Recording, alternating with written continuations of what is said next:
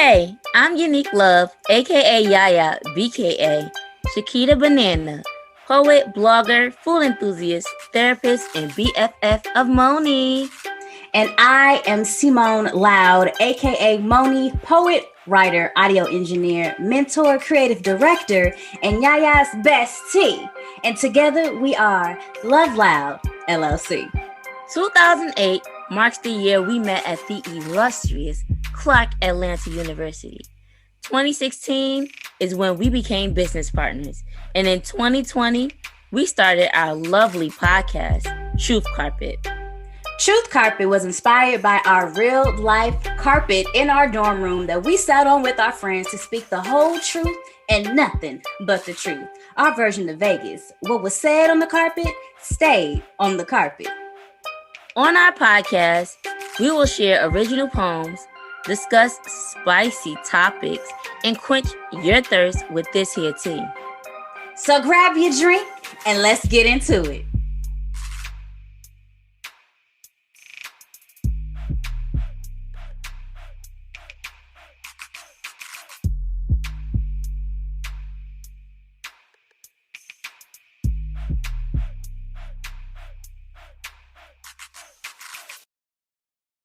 What up? How y'all doing? Welcome back to another episode of Truth Carpet. As always, you are welcomed by your favorite bestie duo, East Coast, West Coast duo. It is I, Monie, and I'm with my best friend, Shakita Banana. Gotta stick with it. Gotta run with it. You're the only one running with it though, but that's okay. The baton will not be passed. Everybody else is jogging with it. Y'all gonna catch up though. Hey, Monie. Hey, girl. Hey, how you doing today? So remember when Priscilla used to always say, "Hey, girl, hey" to us?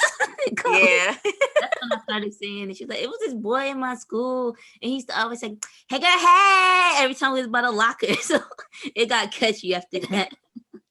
I'm doing good. It's a calm day. Yesterday was a little warm, I guess, a little nice day, like a jean jacket kind of day. Today it rained, but it's still a little, cozy kind of day. It's been a chill weekend for me. How are you? I'm good. I mean, it's raining here today too, but hey, it should be raining. Should we need some rain before it gets hot and everything before everything start burning up again? Because once the summertime get hot, California's known for its wildfires. So we need rain. Right. Then all this pollen, like literally, what was that? The middle of this week, I was like, bruh, am I in Atlanta? It looks like the pollen painted my car. Like, oh, wow. Remember I used to go to my car and you could swipe and see the pollen on your hand, bro. Yeah, I remember that. How pollen is. So make sure you take your allergy pills, everybody. Make sure you take your Flonase and all that, because I sure did need it. So I was so happy to know that it was gonna rain this week. Yo, I can imagine being around pollen like that, because my allergies are already going dumb over here, and I'm still trying to figure out why, because we don't even have we don't even have pollen like that. Like, you can't see the pollen, but you know that spring is most definitely here, because I'm sneezing, rubbing my eyes. I be like, eyes itching, nose itching. Sometimes I be scared to have a little cough. I be scared to do that. I'm like, I wonder why thinking I got COVID while I'm standing in line. All I'm doing is clearing my throat. Don't look over here. I got allergies. Shoot, I swear I be waiting for somebody to say something to me, like when I'm outside and I don't have my mask on. I be wanting somebody to say something so I can tell them to mind their business. I'm outside, I'm by myself, and you supposed to be 6 feet away. So go stand over there across the street. I'm nervous. Why? I said all these hand gestures, like go over there. Across the street. Because people be looking, but they don't say nothing. I'm like, as long as you got your mask on, you should be good. But at the same time, you too close. So if you was over there, you wouldn't be looking at me like I'm crazy. Like, I'm outside. I'm going for a run. I can't run with a mask on. I'm walking uphill. I don't want to walk up the steep hill with my mask on. I need to breathe. Cross the street. Exactly. Give me my 10 feet, matter of fact. 6 feet, y'all don't even understand what that means. I was standing in line the other day at a store And they have the things on the ground still to tell you where to stand. This lady is basically on my high heels. I'm like, can you back up, please? Matter of fact, you're supposed to be around the corner on the other side of this wall. You are too close. And don't try to act like you don't understand English.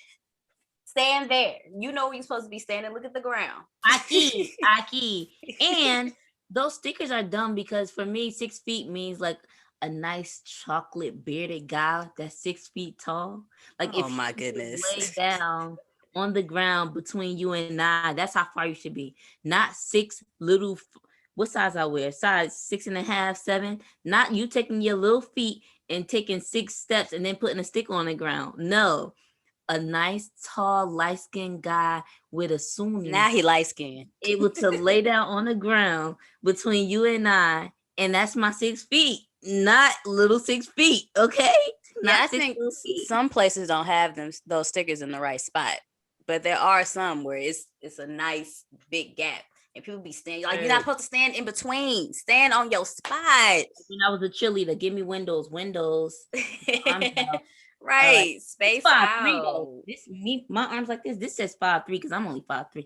But if it was a nice caramel light skin with the Sunni is consistent. The beard is consistent. Oh my gosh. It could change. But anyway, I'm doing good. I'm feeling great. Feeling good. Feeling great. I look good. Don't hate, hey, all my girls. Bars. Bars. Put your hands up and say, okay. Remember that song? Okay. Okay. Yes. Okay. Yay.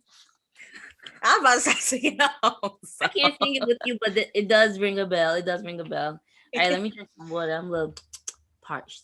Have you been keeping up with your water intake? We want to know because last I checked, you were slipping. I've been drinking a lot of water. So I bought a box of Essentia, a box of Smart Water. The Smart Water is gone. And then I have a case of St. Pellegrino. That's halfway gone. This is my first bottle of Essentia. And yeah, I'm doing good. I'm glad. We're glad. I'm sure y'all are glad too, because we can't have Give me a round of applause. Give me a round of applause. Yeah. I need a sound effect button so I can clap and cheer. Yes. I gotta give me a box. Oh, noted. Ready for the campus rundown? Sure, girl. Let's go ahead and get on into it. I feel like singing today. I've been watching Aretha's documentary or her bio series. Mm-hmm. So like I've just been singing for the past few days.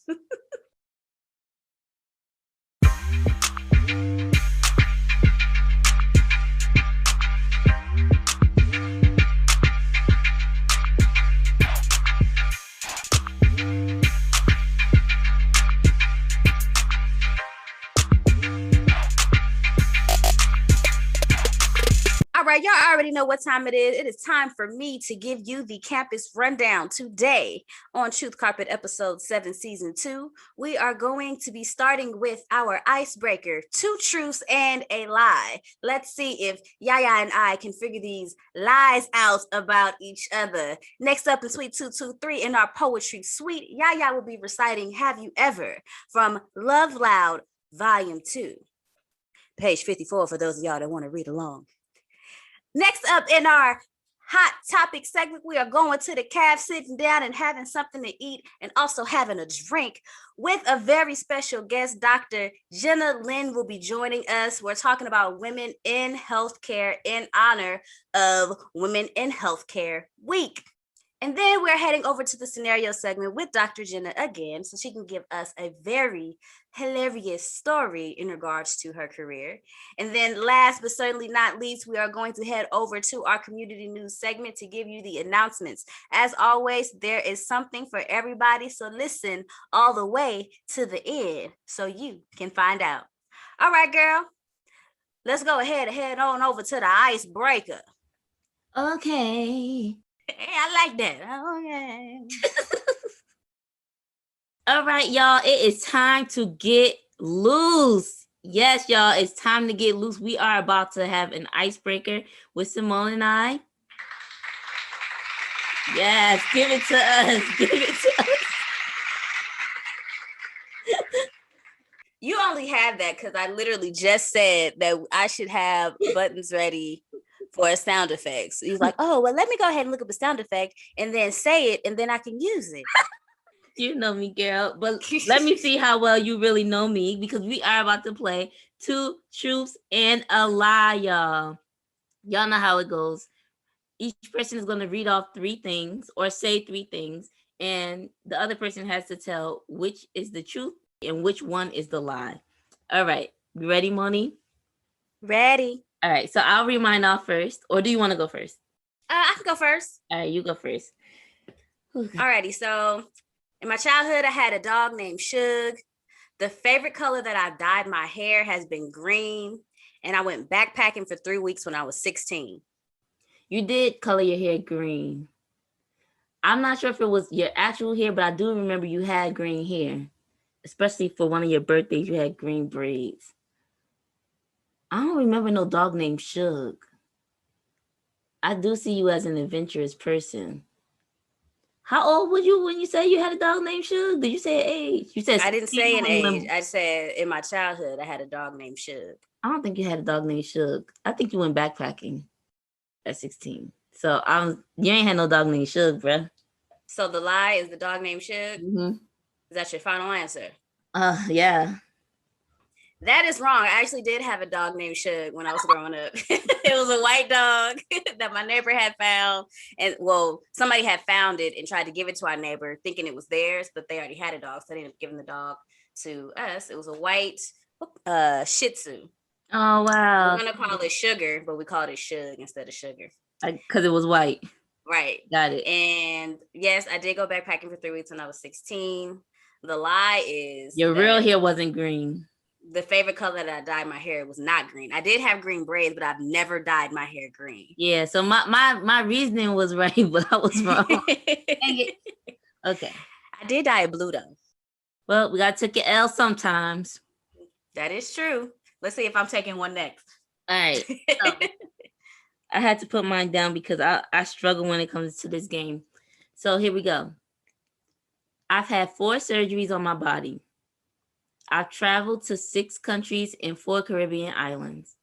I had a pet dog named Coco when I was in middle school. See, I don't remember no pet dog named Coco. I've never heard you mention a pet dog named Coco. I guess we both have never mentioned our little doggies. Okay. 6 countries and 4 Caribbean. And what was the first one? You said 4 surgeries on your body? Mm-hmm. You got a good memory, girl.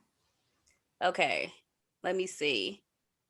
Now, I know you've had surgeries on your body. Now I'm trying to add up and see how many you in my head to see how many it was actually.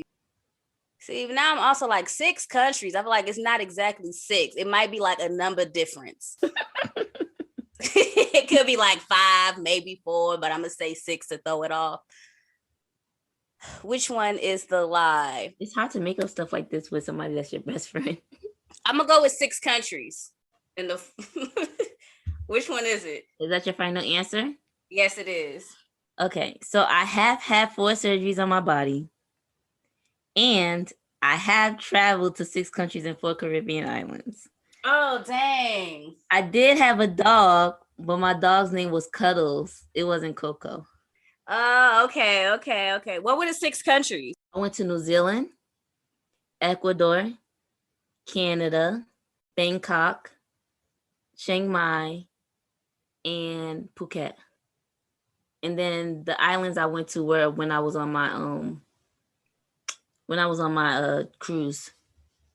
Oh, okay. See, I forgot about Canada. Because you think like North America is all one thing, right? Yeah. Well, no, I just literally, because y'all had drove there. So I literally forgot that, because Canada's so close on that side. So I forgot about Canada. Okay. I knew I had to throw the numbers in there to throw you off. You definitely did. Because I'm like, I know she's traveled to quite a few countries. I was like New Zealand, Ecuador. And I was like, okay, I know she went to the Caribbean island. That's why I was like, it had to be a number off, but it wasn't. And I wanted to say like I had a boyfriend, I had a Jamaican boyfriend, or I had this and that. Like, nah, she gonna know I'm lying. Like I talked to everybody. So like I used to talk to a guy named Timothy. No, you didn't. Never talk to no guy named Timothy. Oh my goodness. All right, so that is our icebreaker segment. That was pretty cool. We both got it wrong, but that's okay. We did both get it wrong. Coco and Cuddles is close. Yeah, I have to do that too. All right, you ready for our sweet tutu tree? Yes, I'm ready. I know.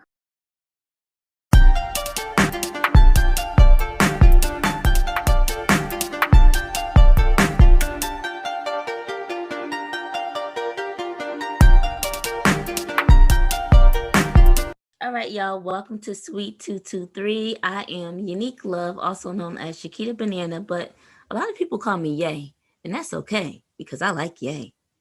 I am going to be reciting or sharing a poem called Have You Ever from our second book of LoveLoudd.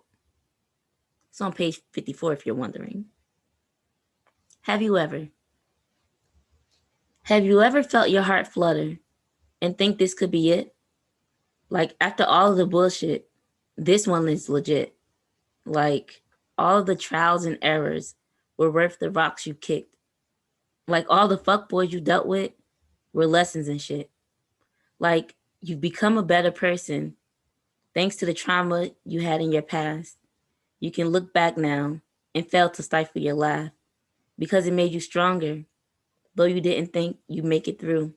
You've fallen in love with someone who truly loves you.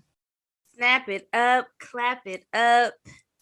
I feel like this is almost like not an answer to the one that I did on the last episode, but I can't think of the word that I want, but it coincides a bit. Have you ever, honey, tell us, let us know the inspiration behind this poem. So the funny thing is, when a lot of poems or spoken word comes to me when my hands are busy. For example, I'm in the shower, or I'm driving my car, or I'm doing something that I can't grab a pen and paper real quick.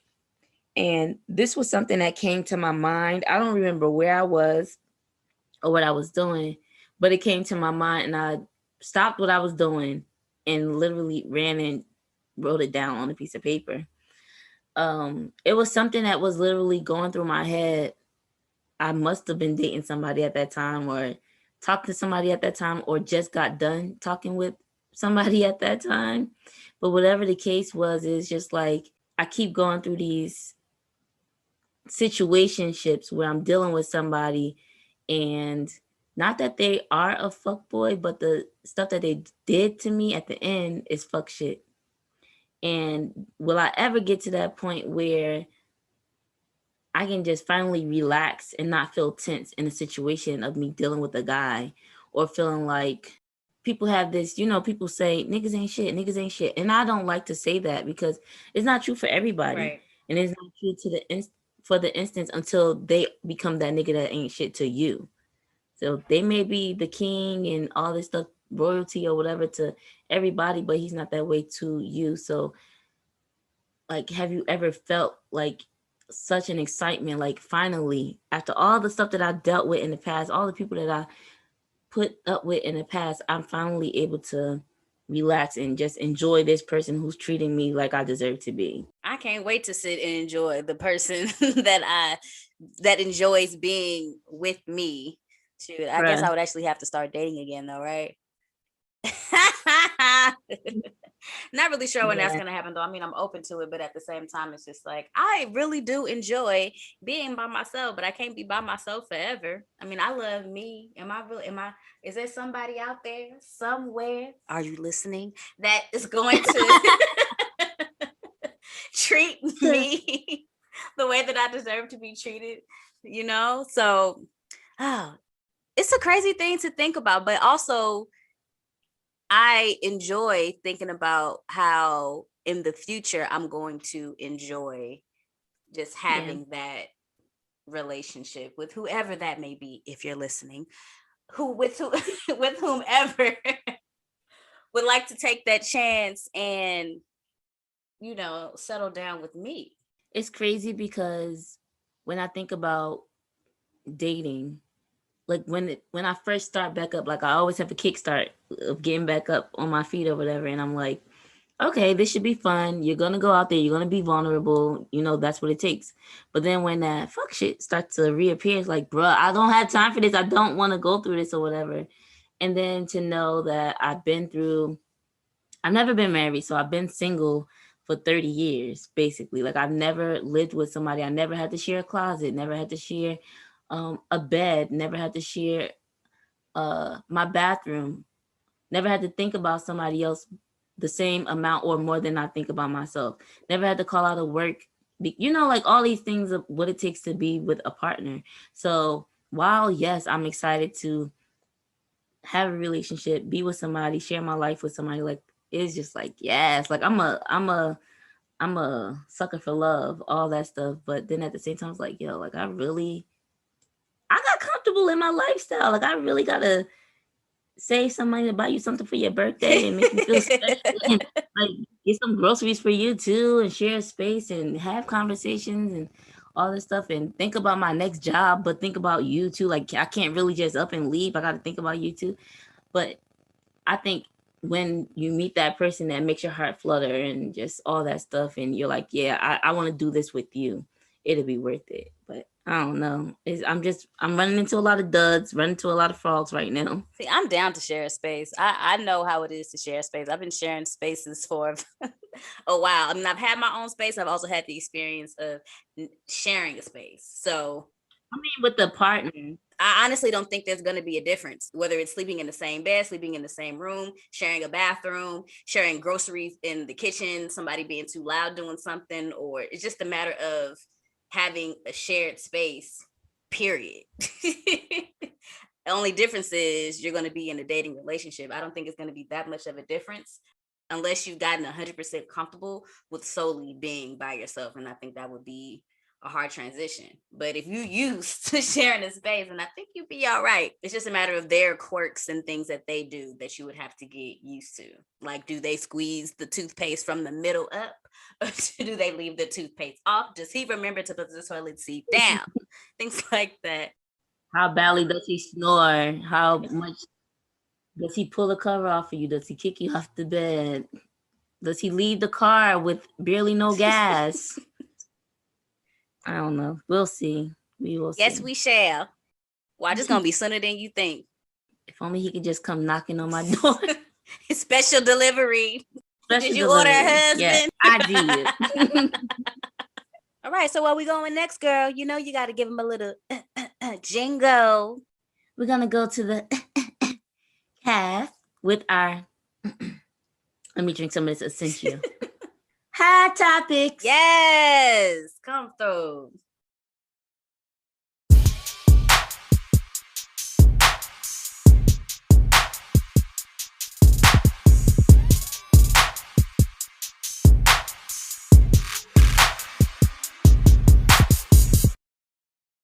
Hey everybody, welcome back to the CAF, also known as the Hot Topic segment of Truth Carpet. We are excited to record today talking about women in healthcare. We have a special guest, Dr. Jenna Lyn, who's going to be interviewing with us today. These questions that we have, we're so geeked, we're so gassed to get into this hot topic. How are you doing, Dr. Jenna? I'm good. How are you guys? I'm doing good. Very well, very well. So excited to have you. Like I say all the time, there's no better way to do it but to just jump into it. So we want to first of all, we want to ask you, what are your qualifications? There's so many doctors that do so many different things. Can you tell the people who you are? Definitely. So it's a little bit about me. Born and raised in New York. Hey. My parents are Jamaican. Yes. Queens, Long Island, grew up there all my life. I did my bachelor's at Connecticut State. I got my bachelor's in public health. Then I got my master's in healthcare administration from Hofstra in New York. And then I got my MD at University of Medicine and Health Sciences, which is in St. Kitts. And so I'm currently in Atlanta getting ready to start residency in Virginia in about 2 months. Oh, wow. Okay, come on, residency. Right. Get it, girl. I'm excited. It's been a long time coming. Wow. That's amazing. What led you to travel from up top in New York to Atlanta and then Virginia? So when it first came to going to medical school, there was the question of price. Everybody doesn't have 25 G's to cough up per semester to go to school in the US. But if you go to medical school in the Caribbean, it's like half the price and it's the same education. And because my parents are from the Caribbean, I'm adopted, but my adopted mother is from Jamaica. So going to the Caribbean for med school was just a no-brainer. Mm. And so I did 2 years in St. Kitts. And then when I came back, the school is, they put your second 2 years in whichever state here. And being that most of my friends who were ahead of me came to Atlanta, this is just where I ended up. And now I'm in love and I don't want to leave. Aw. We know about that ATL love. Yeah. It's real. It's very real. Atlanta has this thing where you as a Black female can come down here and whatever your wildest dreams are, you can accomplish it. And so being a Black physician and female in Atlanta just means that I feel like I can do more here than I would in other communities. So I'll be here. Yes. So what inspired you to choose this career specifically? I don't think anyone chooses medicine. Medicine chooses us, to be quite honest. I don't know if there's any other job that I would do. I've always known I was going to be a doctor. Going through high school, through undergrad, medicine was always my thing. Mhm. Oddly enough, I originally wanted to be an OBGYN. I specifically only wanted to work with women. But after I went through schooling and realized how much you can do as a family physician, how many different procedures and the different populations you can treat, family medicine is definitely for me.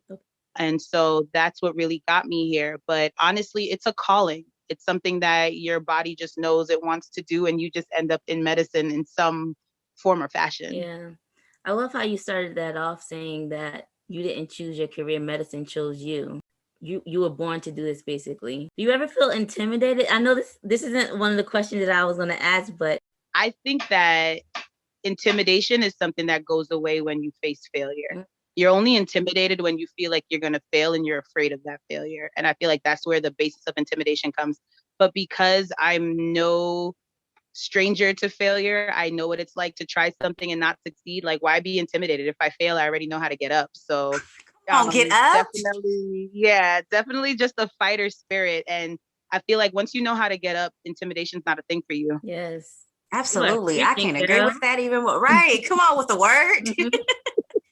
So you talked a little bit about residency. Mm-hmm. Have you practiced a little bit before? So the way it works, just to I know a lot of people don't realize how it works getting into medicine. So you do your bachelor's, then you do your MD. And while you're in training for your MD, you do some work. And then in your residency is when you really start treating patients on your own with somebody watching over you. Oh. But for me, it's a little different. I actually was an EMT before. So while I did my master's, I was an EMT in New York. So I've been treating patients since 2012, 2013, like then. And so, like I said, medicine has always been in my blood. I literally became an EMT so that I can still work with patients while I got my master's degree. So it's just been something that I've always known I was going to do. Girl, you're so Wow. smart, girl. That's so dope. Wow, yeah, okay, I'm not just gonna read the books, but I'm actually gonna get my hands dirty and bloody In it, and dig definitely. in. Yeah. So what has your Mhm. experience been during COVID? Do you feel like COVID-19 impacted your work at all? Definitely. So for me, it really exposed the system and how the system actually works. Granted, everybody knows what COVID is, the symptoms and stuff like that. And so knowing that part of it is completely different from realizing how the system operates with COVID. And, I actually had to switch jobs in the middle of the pandemic because of a system that was broken. And you realize that there are systems out there that'll value the dollar over the worker. Yeah. And that's what COVID really showed me. So I literally was at a job where they told me that I was working as a medical assistant, and they told me that my front desk currently has COVID, but you're going to work from the back and deal with the patients in the back and leave her by herself in the front. And I have a 1-year-old at home. So it shows me that this organization really didn't care about my well-being. They just wanted to make sure that they were making their money because this was a profit-based medical group. And so COVID really showed me that you really need to stick up for yourself. Even though you're working as a healthcare worker, your health comes first. And you have the right to say, this is not what I'm going to do, and find a job that will respect your wishes and actually look out for you. It's not all about the money. And that's something huge in medicine. I think a lot of people think that we become doctors because of the amount of money we make. Yeah, that part is nice. Don't get me wrong. I love to stunt every now and then, but first of all, you can't stunt until you actually make some money. And two, Right.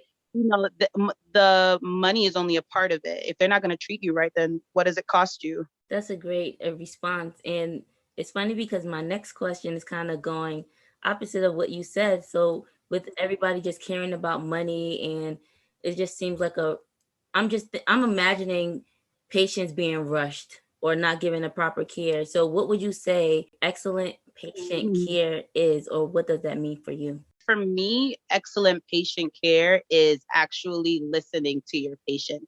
I feel like just piggybacking off the COVID question, a lot of healthcare providers are so quick to say, if you're sniffling, oh, it must be COVID and that's it. And I'm not going to listen to anything else. Where, I don't know about where you guys are right now, but the pollen here is ridiculous in Atlanta.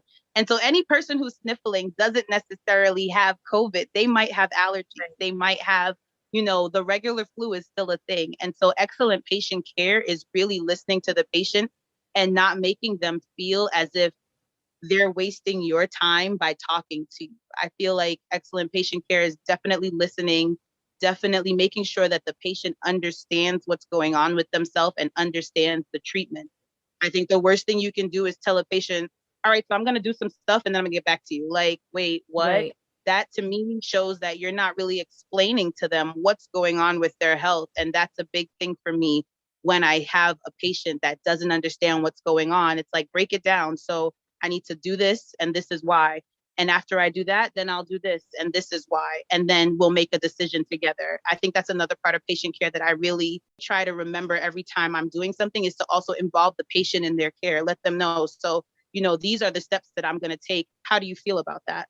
Or, do you agree? Are you okay with that for the reasons that I told you? So I really try to make sure that the patient understands what's going on. I actually love that because I've had experiences where I literally got into debate with my doctor because I feel like he wasn't hearing what I was saying, or he was belittling the symptoms that I was telling him. Like, I was feeling pain on my left hand side and I have a history of having kidney stones. And he was like, well, if you really had kidney stones, you would have felt this and this and this. Meanwhile, you must have not looked at my chart and saw that I do have a history of kidney stones. Right. And then I this past week was in conversation with some women, and they had, I forget the medications, but they were taking 2 medications that did the same thing. And they were really upset when they found out that it was for the same thing. And they were like, well, why is my doctor having me take these things? And we all looked and were like, money. You have to ask questions. So people are just sometimes get money hungry. But I love how you have the interactions with your patients and let them know, educate them on what you're doing. Exactly. And I think that's another thing. Like, you always hear that in medicine, it's not a job, it's a practice. You're practicing. And if you're practicing something, that means that you're being educated, and you should educate. I think that doctor in Latin actually means to teach. And so if you're not teaching your patients, well, this is what this medication is for, and this is why I want you to take it, or this is what's going on with your body, and this is why we're doing this, then why are you in medicine? Because their whole job is to take that education that you got with those big words and the headaches of school and make it so that people can understand, so this is why you have this pain with this kidney stone, like in your situation, like I really would want you to understand. And that's just something I hope I can bring to medicine as I go through. And I know that goals change, but that's something that I really want to hold true to. I'm appreciative of the fact that when I go to the doctor, that they actually listen to what I say. And I haven't had an experience to where a doctor hasn't heard me out, because I have allergies, and I would hate to go to the doctor and they try to just sum me up with COVID automatically. I know I have allergies. Can you please prescribe me my Flonase so I can get out of here, please? Exactly. That's all I need. You take your precautions. If you do think the patient might have COVID, then definitely, do what you have to do. But don't just jump to the assumption that what they have is COVID because you know that the payout is more, or it's an easier care process because you already have that planned out. You can't do that. And unfortunately, I think that happens a lot. I don't know. I'm going to do my best as I start practicing to make sure that I don't fall into that trap. As a woman of color, do you ever feel like you face any challenges specifically because of your ethnicity? Every day. To be a Black female in medicine with locks, definitely. I feel like the medical world, unfortunately, is a white male game. That's just what it is. And I do think that medicine, although it's come a long way, we still have a long way to go. There's no reason why only 2% of doctors in America are Black females. That is clearly a systematic problem. And so, you do face those issues. And wildly enough, it's not just, I feel like when you talk about facing racial issues in any field, it's always summed up to be white versus Black or white versus African American. And it's not just that, because, the Hispanic male, because he's male, will get it before I get it, especially because I am an international medical student. It makes it almost like you're a third tier doctor, even though you have the same education as your counterparts. And so it just makes you, for me, it pushes me. It pushes me to be better. It pushes me to strive. It pushes me to ensure that I'm on top of my game every day, because I know at the end of the day, what people see is what they judge you by first. Right. So you just have to come correct, come strong, make sure that, you're prepared for whatever's ahead of you, because the worst thing you could do is not be prepared and then fall into the trap. I love your positive energy, like the positive thought process that you have about everything is like, nothing's going to shut me down. Like, this is a God-given gift for me. So she got to be like that. You have to. I was just going to say that everything is going to try to shut you down. Like, I'll never forget when I was in a surgery rotation. I had a preceptor at the time. It was myself, a Black female, and a white male from Emory University, and we were both rotating together. And my preceptor literally allowed him to do everything and asked me to just do post-op rounds, which is basically go in and make sure they were okay. And I'm just like, so when are you going to allow me to actually get in? And he was like, well, I really don't feel like you're prepared to do this. And it was like, well, I just showed him how to do it.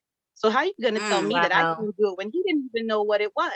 And so you're going to face that. And I feel like if you prepare yourself, then they can't catch you. You just constantly Mary J. dodging them, like getting around it. That's it. And it just means that I have to be a step above. It means that I have to be a little more prepared. It means that I have to be just that, more ahead of the game. And hey, I'm here for it. It's what I signed up for. yeah, hey, that Mary J. Dodge is my favorite dance. Lil' Kim. Right, Lil' Kim. Oh my gosh. Wow. You're speaking a lot about basically what I as a patient would consider the background, right? About what's going on between the doctors and the higher ups and nurses, etc. But what about the clients? Do you ever feel like they are judging you when you walk, like when you pull back the screen or you do that double tap on the door? Ta-da, I'm Black with locks. Do you feel like they're judging you? I feel like the way that you enter a room really determines how people are going to perceive you.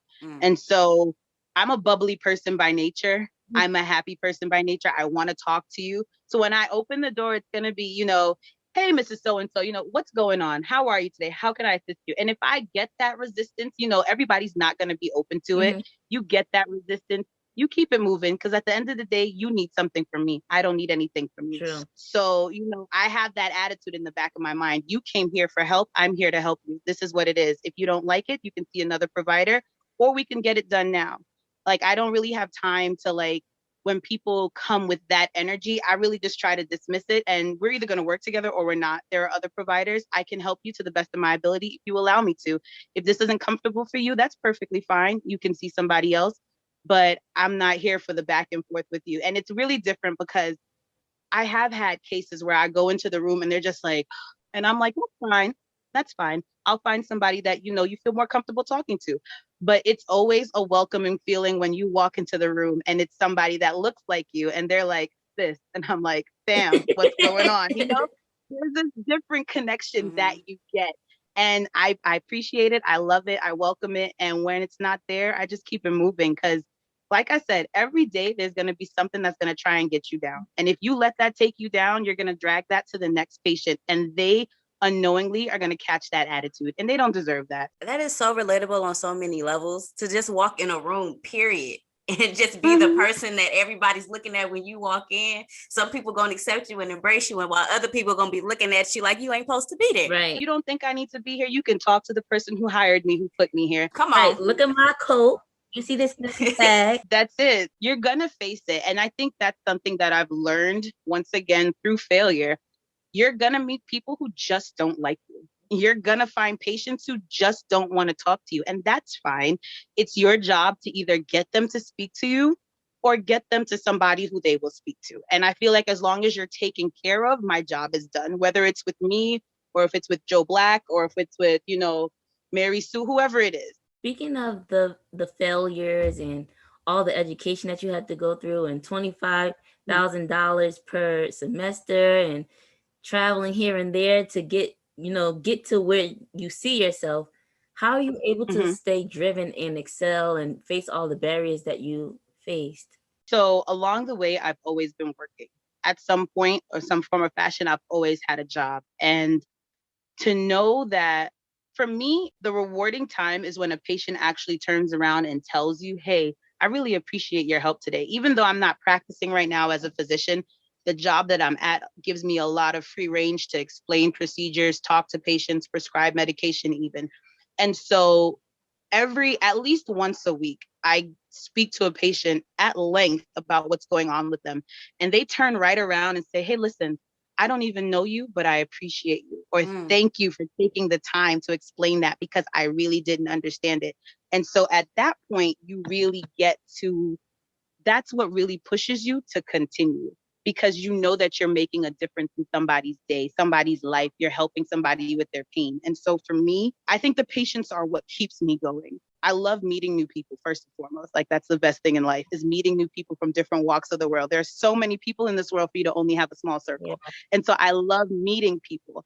And then to meet someone and be able to help them, like, come on, that's like a double plus for me. That's beautiful. Yeah, that is. Thank you. Fresh out of questions, but just your vibe, your energy, the smile that you're giving, I can definitely, like, if I met you as my physician or you walked into the room, I will smile not because of just because you're Black. I mean, that I will definitely smile just because you're Black. I'm gonna keep it real and be honest. But also, rarely do I come across people who are going to give all of the information or actually care about, because it's just like, oh, Google. They don't tell me that, but I feel that sometimes. So when I do rarely have someone give me information about other medications that I can try or what it is that I'm actually going through, I really appreciate it, because you can easily check off a piece of paper and walk on to the next patient that you have, because I get it. There's a lot going on that day. It's a rush, but it really means a lot. And I can see what your patients are saying. Thank you. I don't even know you, but thank you, because it does mean a lot, you didn't have to do that. Not to say that you treat other ethnicities differently, but in this day, in 2021, where being Black in America is still a red flag just for existing and living, it's about us. It's about making us better. It's about making sure that we as a people are doing what we need to do. So it's not to say that I put extra effort into a patient when I see that they're Black and struggling versus a Caucasian patient or an Indian patient who's Black, who is struggling. But at the same time, if you're going to work with me, I'm going to work with you. Yeah. So if you're listening, I'm here to help you. If you can't afford your medication, let's sit down and figure out a way for you to get this medication. Do you have Good RX? Do you have Medicaid? Do you have Medicare? Helping people out. Because at the end of the day, you realize it's not a competition. Everybody's going to win in their walk of life. And if you can help somebody get to their finish line, why not? Somebody has always helped you out. Like, for me, that has been a big thing through medicine. Somebody has always helped me. How dare I not help somebody else? You don't know how much that help might mean to that person. So it's almost like it's your duty to help somebody else, especially when you've received so much help. And for me personally, being adopted, my birth mother did not have to deal with me, and I'm a lot to deal with. So for me, it's a personal calling to ensure that I help people, to ensure that I take the extra mile and make sure that you are okay. I love your mindset. Like there's the positivity that exudes just through the way that you speak and how you're able to continue to push forward in your love for the people that you are caring for and the education that you want to pass on to them in regards to what you know. I love it. Appreciate it. So I appreciate you. Yes, right. Yeah. I appreciate you guys giving me this platform to talk to people. This is exactly what I want to do in medicine. So please, like anytime you guys want to do another podcast, call me, IG me, something. I'm here for it. Yes, I'm basically speechless. Simone just said it all. I'm grateful for you. Definitely appreciate what you're doing and continuing to do. Your attitude, the mindset that you have.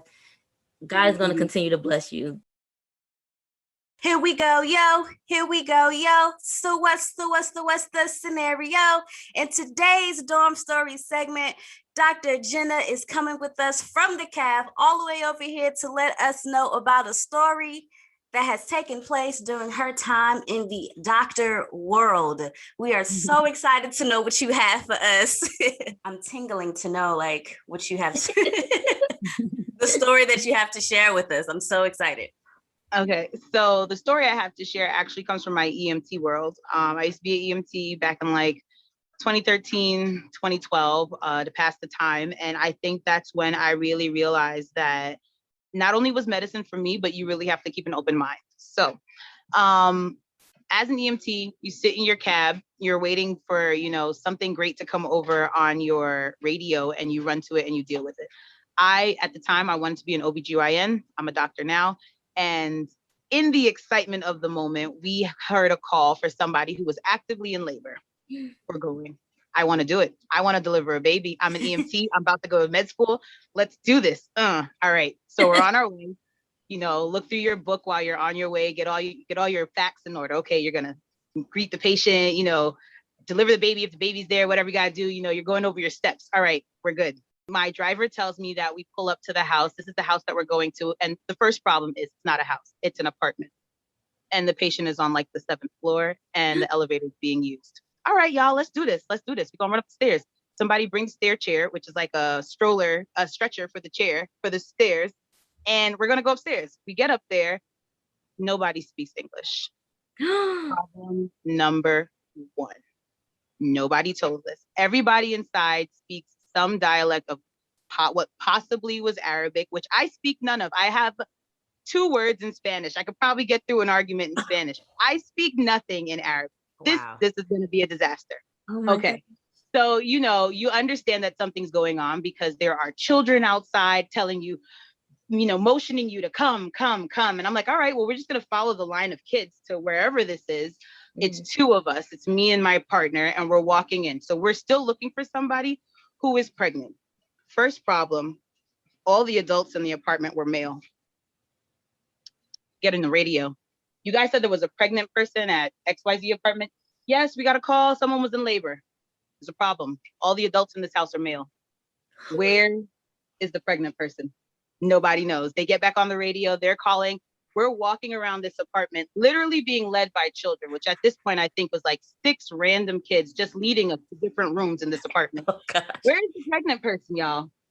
Pregnant. We're trying to motion belly. We're trying to motion baby. Children just leading us through this apartment. Lord have mercy. Fine.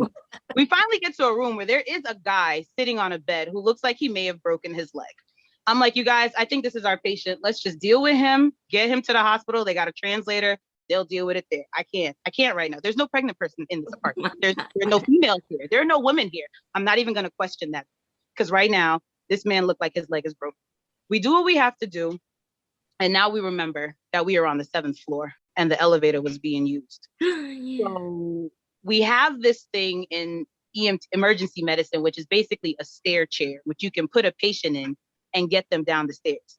But it's just 2 of us. This man is a good, easily 250 pounds, and this is not gonna work. We get on the radio and you ask for help. The closest help was like maybe 20 minutes away. So we're like, okay, we could wait or we could just bang it out. No, we say we're gonna just bang it out. We get on the stairs with this man and the children come to help because clearly the 2 of us can't lift him. It took us like maybe 20 minutes to get this man down the stairs. And it was just horrific the whole way down. It was just horrific. It was children yelling back and forth in a language that we still don't understand. Oh my One's God. at the top, one's at the bottom. The patient is scared. I'm scared. Can't show that. Just chills, just a weird situation. Get to the bottom of the stairs finally, and this man turns to my partner and said, "It's my leg." Oh! Sir, have you understood everything we've been saying since we got here? It's my leg. Oh my gosh. Full English conversation, no problems, no issues. And then he proceeds to say, the elevator uses the key. Sir, we're done. Get him in. Oh my my gosh. So you allow us to struggle with you for flights. We almost dropped this man like twice, easily. Like, sir, full conversation with my partner, because at this point I'm done. I call the hospital. I let them know the issue that we're having. This is what I'm bringing you, and I'm done. Like, I can't do this with y'all. Oh my God. Like, he's literally talking to my partner, and I don't know what it was. You know, sometimes in some cultures they don't talk to women, and I was the lead EMT, and my partner at the time was a guy. So I don't know if he felt more comfortable speaking to him. Such a problem. Drove him to the hospital, dropped him off. That was the end of it. I clocked out. That's the end of my shift. I'm not doing this with y'all again tonight. I'm done. That was that first scenario that I thought was really funny, which just goes for me going into medicine. Always try and have multiple people talk to somebody, because you never realize who they're going to talk to. And sometimes they're just not going to talk to you. But yeah, he spoke English completely. Wow. That's crazy. And the elevator works. And it was no pregnant person. No pregnant person. And no pregnant person. He was like, the woman went shopping. He was playing with the children. He fell. His leg, he heard a noise and his leg started to swell. Literally, that was the story. There was no pregnant person in there. I was hyped for nothing. I they have like this silver blanket that you're supposed to wrap the baby in. You know, that was in my pocket. I'm ready to go.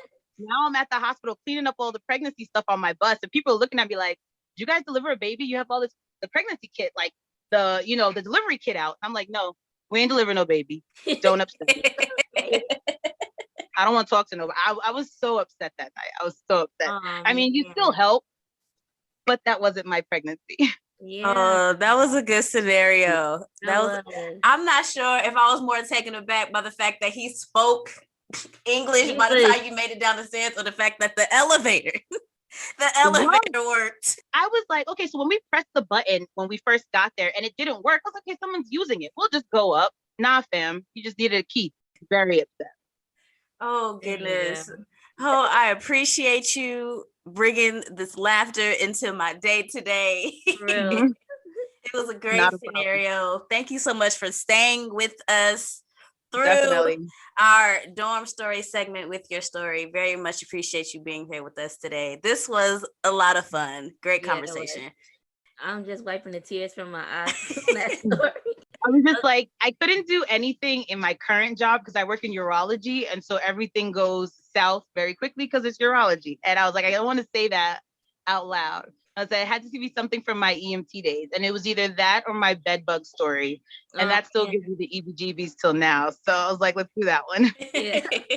I'm just like, you are so geek to like, yes, I always wanted to do this. And then to get there, and it's like a punk story. But my problem with that whole situation was, at the time, I was gung-ho going to be an OBGYN. Mm-hmm. So to get a pregnancy call was like my greatest dream come true. I've been waiting for this day. And to get there and there were no women, I was just like, I don't even want to take anybody now. Like, I was so heartbroken. I was just like, let's go. There's no one here. I would have been like, bro, where the cameras at? This got to be a joke. Like where's Ashton? He about to jump out. Right. Like, and then for like there to be like 7 or 8 kids there and no women in the house was also awkward. It was a lot going on. I'll never forget that at all. For real. I'm not going to forget it either. It ain't even my story. Right. But no, thank you so much for your time. I appreciate it. Appreciate the laughter. I appreciate the gems. I appreciate the positive energy, all of that. I'm just going to take that on to tomorrow. It's right. And you guys let me know when you're ready to film another one. I start residency in 2 months and I would love to share my story with people and let them know how it goes as a resident. I'm more than excited and more than willing. Absolutely. I'm not gonna forget that. We will definitely contact you. It's time for announcements. It's time for announcements. It's time for announcements. It's time for announcements. Today was a really nice segment with Dr. Jen. I really enjoyed that. I enjoyed it as well. I'm still stuck on that story. That scenario. Like, I think I am just gonna be stuck on it. Like, I just can't wait for people to hear it. Like, oh my God, that was crazy. Right? I'm just gonna start telling the story to people that I'm like, I got a story for you. Check this out. I got a story to tell. Yes, that was a good story. And then also her positive vibes and energy, that's gonna stick with me. I'm thinking throughout the week, but hopefully throughout life, man. Like, bruh, this is my life. I have to live it. So I love the gems that she dropped on Absolutely. You know? Preaching. Yes. But let's get into our announcements. So for May, our question of the month is asking, is there still a stigma in the Black community regarding mental health? Why or why not? So we post weekly our question of the month, giving you an opportunity to answer on our Instagram. You can also answer on our Twitter or on our website. And of course, we are giving away LoveLoudd t-shirts to whoever answers, but we do a raffle. So we'll enter your name into the raffle. If you're a LoveLoudd member, we'll enter your name twice, raffle off your name. And for the month of May, whoever wins, we'll send you a LoveLoudd t-shirt. All right, y'all. As always, we kindly ask for you to like, comment, and subscribe to our YouTube channel where you can find episodes of Truth Carpet. You can find our videos for the blogs that we write, and as well as our answers for the question of the month. So if you're interested in hearing if we believe that there's still a stigma in the Black community regarding mental health, you will have to go to our YouTube channel at some point this month, because we're going to post them at different times, and then hear our answers. If you are subscribed to our website, you will get an email letting you know when our videos are posted. So subscribe to our newsletter as well. All you got to do is go to the website. It's going to be a little box that pop up. It's going to say, hey, subscribe to our website. Type in your email and you will instantly be subscribed to all of the news that we have to share every week. Has anyone ever told you that you have the voice of a radio personality host? Yes, I have been told that. Remember when we were in undergrad and I used to walk around and act like I was a part of the whatever team it was. Oh, yeah. Like, yo, what up, y'all? We walking on the promenade right now. It's a lot going on. We got people outside. We got Market Tuesdays. We got music blasting. Make sure y'all come on out and come have a good time with us. You feel me? I wasn't really talking to nobody, y'all. We were just walking. Talk to the ear and me and whoever else was walking with us. Entertaining. Right. And entertainment for today. All right. Our next announcement, if you have been enjoying our podcast, please let us know by kindly sharing a review. We've been posting the reviews on our Instagram page as well as our websites. I said websites, girl. We'll have another one? Okay. God must be telling me something, okay? The remarks that we have received thus far have come from people sliding in our DMs, sending us text messages, or telling us in person. And thank y'all. If you just magically saw your name pop up because we didn't ask you for a review, just thank you, because, you know, even just whatever kind words you share is a review to us. If it's like, y'all are dope, that's a review. If you say, you really have a pleasant voice for a podcast. Right. Thank you. That's like listening to us. You and Simone really click together. Like, these are real things that people have saying. Like, when I asked about our podcast, like, what do you think of it? Oh, you two really vibe well. I'm like, isn't that supposed to be the case? And they're like, no, like, I've heard podcasts where you can tell, like, it's just something off, but you and Simone really meshed really well together. So I'm like, okay, thank you. So if nobody ever told me that, and a couple of people told me that, so I know it must be true. If I was never told that, I wouldn't know. Right. So let us know. And reviews go a long way. We love and appreciate them every time they come our way. So please continue to love and support us. And speaking of support, if you would like to support us, you can go to our website and purchase our merch. We just dropped last month our bestie mug. That's my sign. My effect. Shout out to those that have already purchased a mug and sipping that good tea. You feel me? Of course, as always, we have our t-shirts, and for those of you that have not already gotten the Love Loud t-shirt, we are going to have tees on sale from the 9th through the 15th, which is next week, for National Women's Health Week. All tees will be on sale, 15% off. So make sure that you head on over to the website next week, go into the store, and purchase some merch. Of course, you know, as always, we have our crew necks and our hoodies and all that good stuff, whether it's the Love Loud logo or our characters, okay, the cartoon. And that is it for our episode. This was so much fun. It really was. No, I feel special. Like we had a doctor, Mm-hmm. a whole doctor on our episode with us today. And I'm just really excited for the other special guests who we have lined up for the rest of this season. Stay tuned, stay black, stay whatever else you may be. We love you no matter who you are. Thank you for listening, and we'll see you in 2 weeks. Well, you'll hear us. One day you will see us in 2 weeks, but as of right now, you will hear us in 2 weeks. Stay black. Stay proud. We're not doing that.